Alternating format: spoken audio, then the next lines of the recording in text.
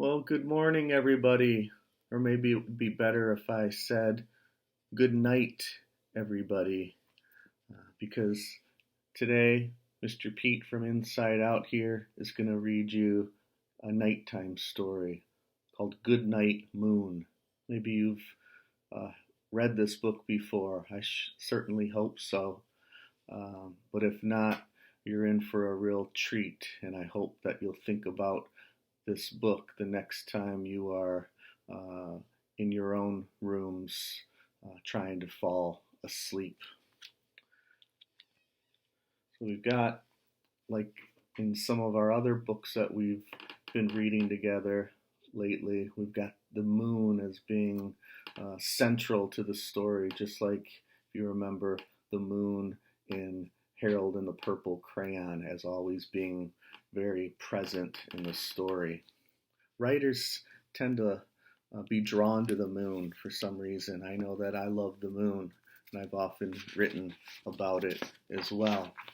The author this time around is someone named Margaret Wise Brown, who wrote the words for this story, and the pictures are by Clement Hurd.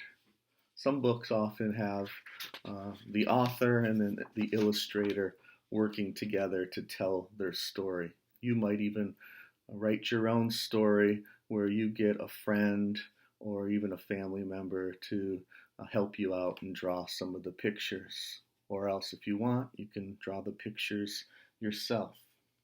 So in this story, our main character is not a pig, or it's not a little boy named Harold with the purple crayon, and it's not a little boy named Fred who's searching for the story of the blank book.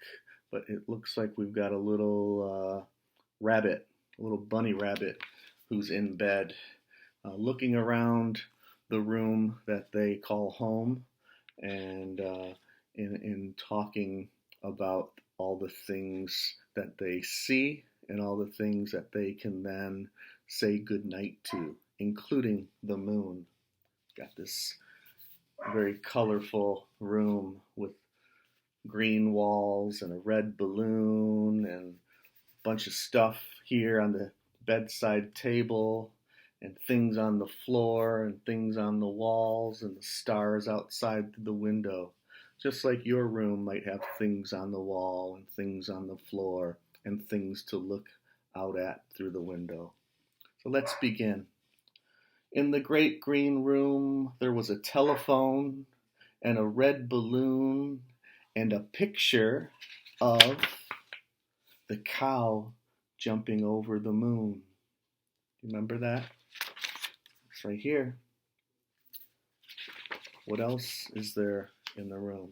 And there were 3 little bears sitting on chairs. One thing you're going to hear a lot in this book are words that sound alike. They rhyme. And when words rhyme, they sort of create music out of the alphabet. And 2 little kittens and a pair of mittens and a little toy house and a young mouse. We've got the speaker here just sort of looking around the room and talking about the things that they see. And a comb and a brush and a bowl full of mush. All those things right here on the table.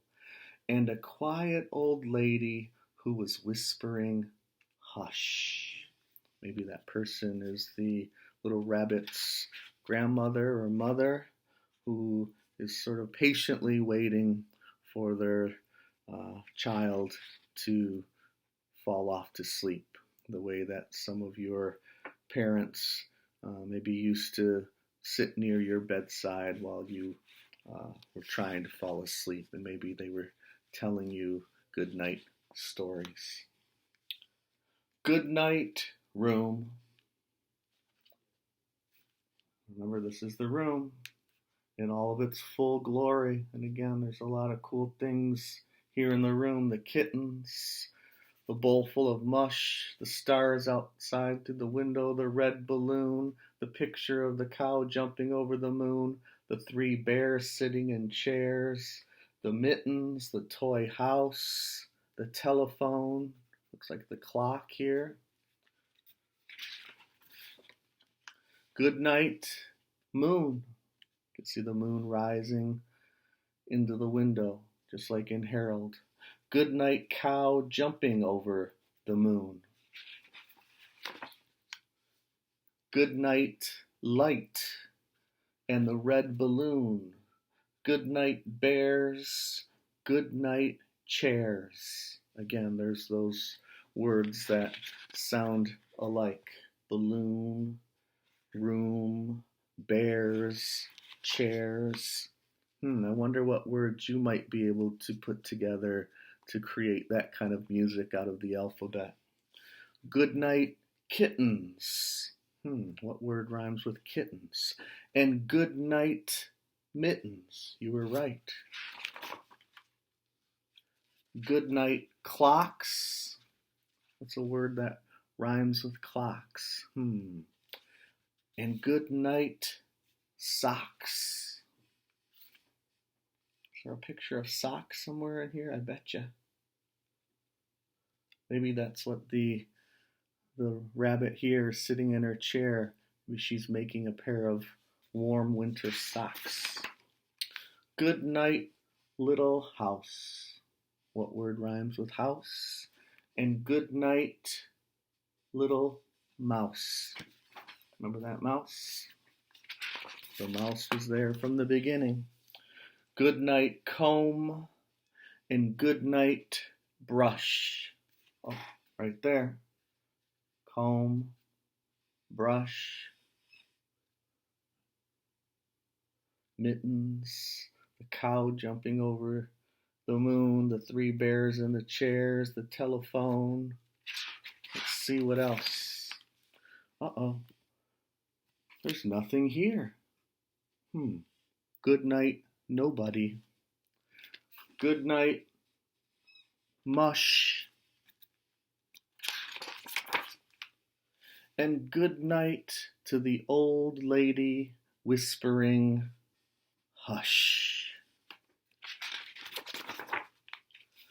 Good night. What are these? Stars. What's going on here? Good night, air. Good night, noises everywhere.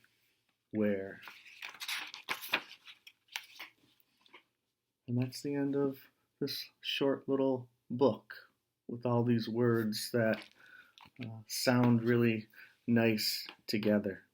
What I love most about this story, though, other than those words that sound really nice, is just how the writer and the rabbit in bed is just sort of looking around at the world around them and making a story, and maybe we could even call this a little poem out of those things that they see.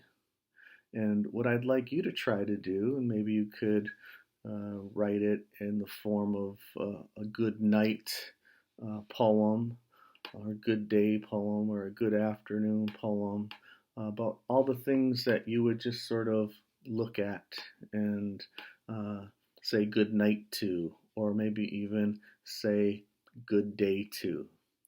And maybe just by sort of paying attention to all of those things. Yes, the things outside the window, but even just wherever room you might be in. The things on the wall, the things on the table, the things that might be on the floor.